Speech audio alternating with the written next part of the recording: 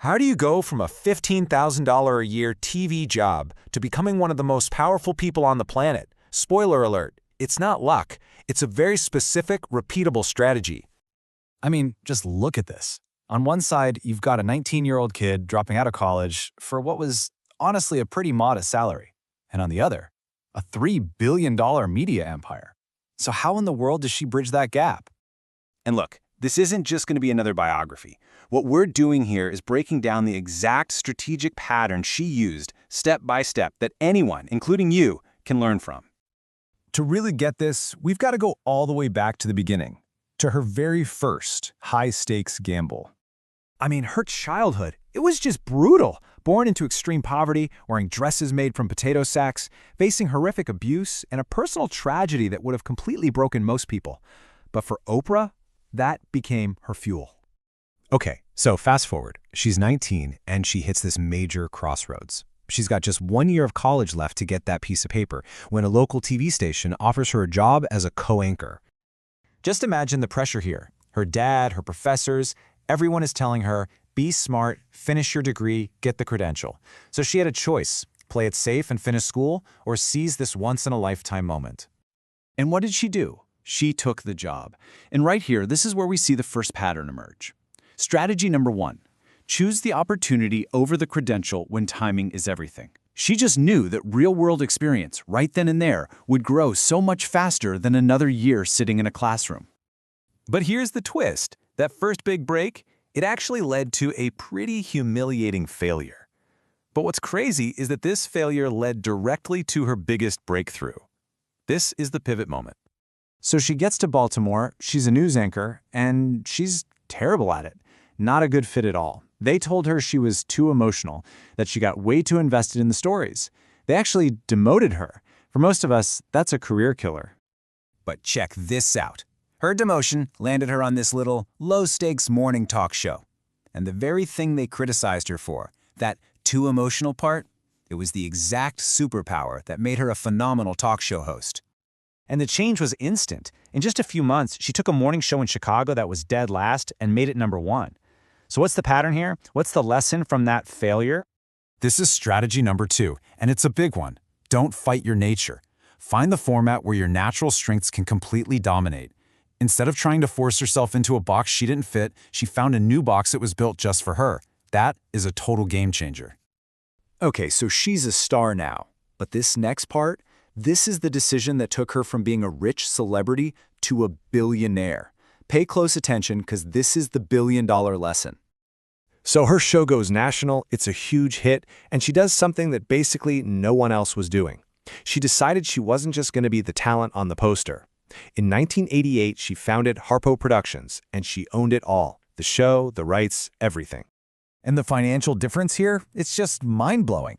Look, as an employee, a host, maybe she makes $2 million a year. Great money. But as the owner, she was pulling in close to $300 million a year. Let that sink in. Let's break that down, because it's not just about the money. It's the difference between 0% equity and 100%. Between having no control and having all the control. This wasn't about getting a raise. This was about building an empire. And this brings us to what might be the most important financial lesson in this whole story. Strategy number 3, ownership, beats salary every single time. While other people were chasing a bigger paycheck, she was chasing equity. And that made all the difference. Okay, so now she owns the core asset. What's next? She begins one of the most brilliant brand expansions we've ever seen. She didn't just stick to TV. She used that trust she'd built to launch a book club that could literally make a book a bestseller overnight. Then comes the magazine. Then her own TV network, OWN.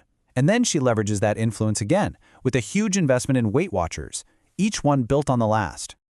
So what's the pattern here? It's strategy number 4.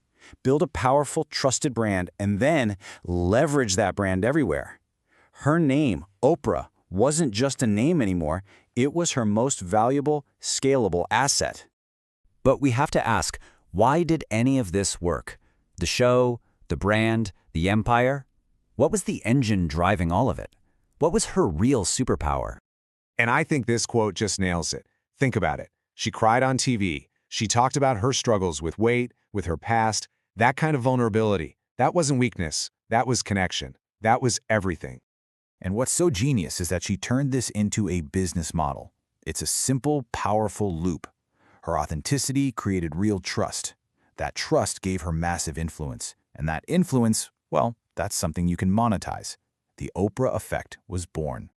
And it all comes down to this, the fifth and final strategy, and maybe the most important one of all. Strategy number 5. Authenticity creates trust, and in the long run, trust creates wealth. In a world where everyone's trying to be perfect, her being real was her ultimate advantage. All right, let's put it all together. What is the Oprah playbook we can all learn from? The result of applying these 5 strategies over a lifetime, a net worth of around $3 billion. And hey, remember that college degree, the one she dropped out for? She actually went back and finished it in 1987, after she was already a multimillionaire. And that's the point, isn't it? Credentials are great, but credentials don't build empires. Strategy does. So one last time, here's the 5-step strategy. Choose opportunity. Find where your strengths dominate. Own, don't just earn. Build and leverage your brand. And build it all on a foundation of authenticity. So I'll leave you with a question. Look at these 5. Don't get overwhelmed. Just pick one.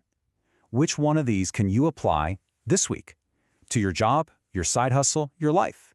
Because that's how this starts. Like and subscribe.